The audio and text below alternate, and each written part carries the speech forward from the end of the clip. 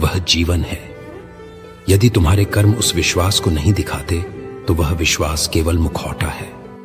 कुछ आत्माएं खो जाती हैं क्योंकि वे आत्मधर्मी बन जाती हैं। वे सोचती हैं कि वे पर्याप्त अच्छी हैं, पर स्वर्ग में कोई पर्याप्त अच्छा नहीं। वहां केवल क्षमा प्राप्त आत्माएं हैं। जिसने अपनी धार्मिकता पर भरोसा किया उसने मेरा अनुग्रह खो दिया। जिसने नम्र होकर कहा मुझे क्षमा कर, उसने जीवन पाया। और कुछ आत्माएं इसलिए भटक जाती हैं क्योंकि वे उदासीन हैं। उन्हें फर्क नहीं पड़ता। वे कहते हैं मैं बाद में सोचूंगा, लेकिन जीवन छोटा है और कोई नहीं जानता कि उसका बाद में कब समाप्त हो जाएगा।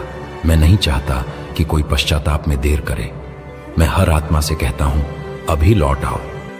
मेरे बच्चों, यदि कोई पूछे कि क्या नरक के योग्य होने के लिए मुझे कुछ विशेष करना होगा, तो उत्तर है कुछ भी नहीं। बस जीवन भर अपने सृजनहार की पुकार को अनसुना करते रहो।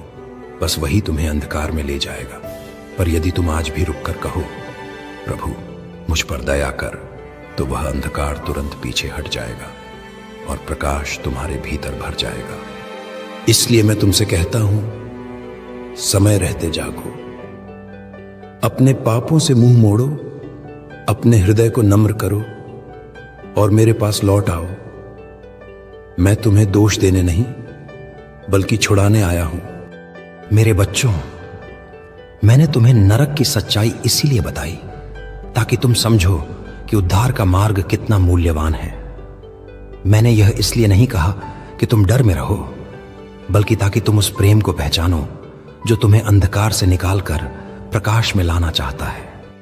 जब मैंने क्रूस पर अपने हाथ फैलाए तब मैं केवल एक ऐतिहासिक घटना नहीं बना रहा था। मैं वहां तुम्हारे लिए खड़ा था, तुम्हारे स्थान पर। हर कील जो मेरे शरीर में लगी वह तुम्हारे अपराधों के लिए थी। हर रक्त की बूंद जो गिरी वह तुम्हारे उद्धार का मूल्य थी।